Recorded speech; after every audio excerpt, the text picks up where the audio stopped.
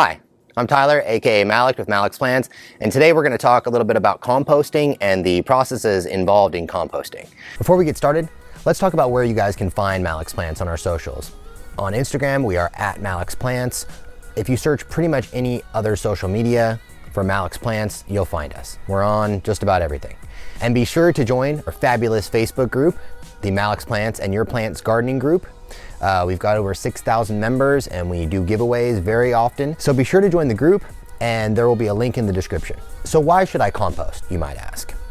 An interesting statistic that I actually recently learned myself is that 1/4 to 1/2 of all of the waste that we produce that goes into landfills is actually from organic waste. Those of you that are familiar with the nutrient cycle know that these nutrients, they should go back into the soil where they belong.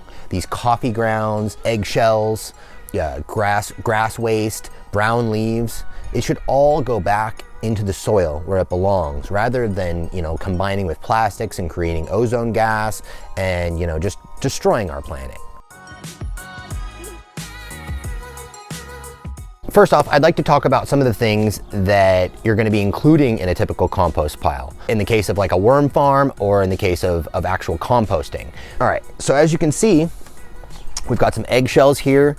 My wife and I, Monica, we save all of our eggshells. Eggshells add a vital source of calcium to your compost, which many organic nutrients tend to actually be lacking in compost. And plants tend to get it from other means like pumice and things like that in the soil. But don't, why leave it up to the plant to have to metabolize these things, right? When we can give it to them the easy way. Many of you are familiar with the use of CalMag. CalMag seems to just magically correct a lot of nutrient deficiencies, even like diseases in these plants. All right, so as you can see here, we got this super gross jar of compost gunk, right? We got, as you can see, some pieces of broccoli in there, some pieces of bell peppers, just any sort of scraps. No milk products, nothing with oil, no oils whatsoever. We're essentially harvesting these aerobic bacteria, and so we want to promote them. We don't want to kill them. So we've talked about the kind of things that should go into a compost. Now, it's important to understand the ratio. So typically this is expressed as sort of like a C:(N), carbon to nitrogen. That ratio should be anywhere from about 30:1 to 50:1 carbon to nitrogen. This is very important. There are two main types of bacteria that are sort of pertinent to this. There are anaerobic bacteria, or let's just call it, anti-air bacteria. And there are aerobic bacteria, or oxygen, air-loving bacteria. Those are the good ones. Those are the ones that we want in this process. If that ratio is not right, your compost pile will begin to smell very anaerobic, very bad. And we'll talk about that more in a sec. Not a good thing. You really don't want it smelling funky. It should never smell funky. It should always smell good. So some examples of carbon. Carbon is shredded paper scraps. My wife and I like to brag that our bank statements never leave the house. It's pretty cool. We have a micro shredder. It shreds it into these tiny little pieces and it all goes into the compost pile.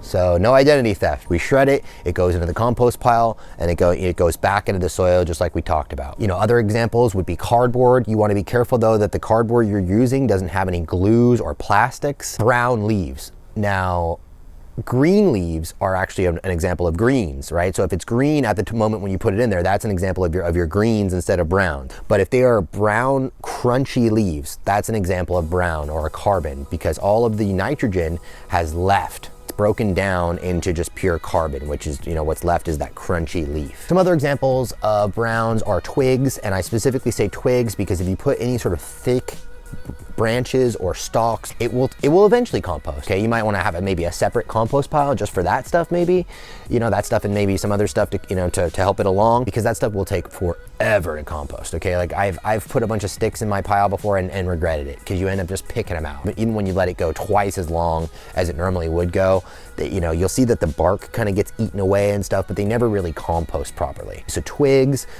if you have access to sawdust, great addition to any compost pile. Hay. A lot of people keep hay. I've even seen people keep hay in front of their compost tumbler, as a kind of like little seat right in front of it, right? So when you're working in there, you have a seat. You can just grab a nice couple handfuls of hay and boom, and throw them in there. I've read, I've read online and stuff that people in areas, like where you're, if you're in like an apartment, you don't have access to a lot of like browns, you have a really hard time, keeping your proper ratio of browns. People will often use hay to sort of supplement the browns in the compost pile, because once again, you should have way more browns, at least 30-to-1, phenomenal amount more browns than greens. If you are a more, reading type learner, all of this is actually featured in probably even more detail on the website under our Grow School section, mallachtplants.com. There's a drop down for the Grow School. There's a tutorial called Composting Rot Made Fun, and there will also be a link to that in the description. All right, so now that we've talked about some of the basic processes at hand here, let's head on over to the compost tumbler and continue talking about composting. So this is what I use. This is an 80-gallon compost tumbler. It tumbles, as we'll show in a second, very easily. It's on this base right here that has wheels on it. But as you can see, I've had to kind of re-glue the top in here because it is sort of fallible. And but Good Ideas, shout out to Good Ideas Compost Tumbler, because they're a great company. This thing has broke several times, and instead of just hitting them up and having them send me a brand new one, I just decided to kind of improve upon their design by re-riveting the top. As you can see, there's a bunch of rivets in the top here. And I used Gorilla Glue, which is an expansive style glue. Moisture actually activates it, and it expands and sort of fills in all the cracks, and that makes it last a lot longer.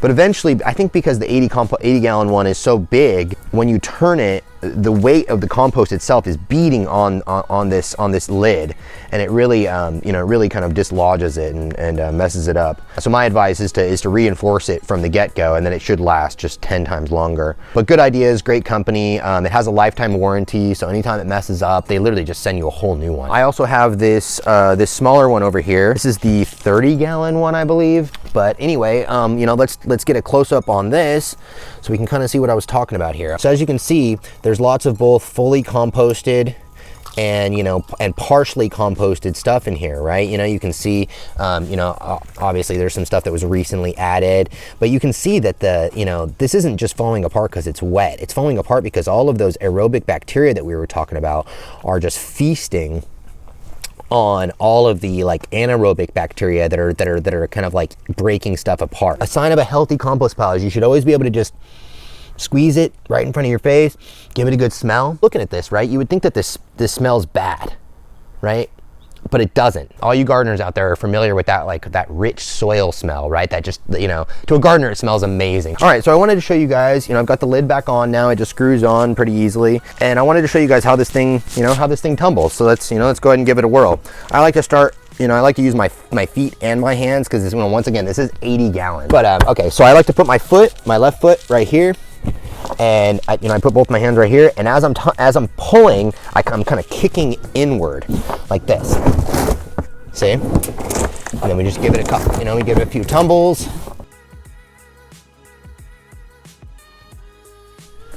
I like to tumble it at least a good 3 times, gives it a good mix. What you're doing is, like I said, you're tossing everything, so everything kind of like lands on itself and kind of lands kind of light, right? So there's nice little air pockets everywhere. Because once again, we want those aerobic bacteria, right, to thrive. If the anaerobic bacteria were allowed to take over, that's when you get, these nasty smells. Like think of like a pool that hasn't been serviced in like 6 months or something. It gets very anaerobic. Anaerobic bacteria are just thriving in there because there's no oxygen. So as you can see, we got all of our nice nasty, what they call pre-composted. So by keeping this in a mason jar in the kitchen and kind of letting it get kind of funky first, right? You've kind of like pre-composted it. So it's already kind of building up all those like really the bad bacteria. But the thing is that all these good bacteria in here, they will eat all of these anaerobic bacteria.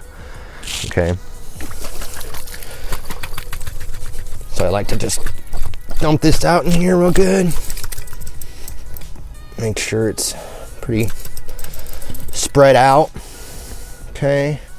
And then the eggshells, kind of hurts your hands a little bit. I actually keep a brick nearby, so I can kind of, like mostly crush them with my hand. But the eggshells are actually kind of sharp. They'll actually cut your hand if you're not careful. And so I'll get them kind of mostly crunched up like that.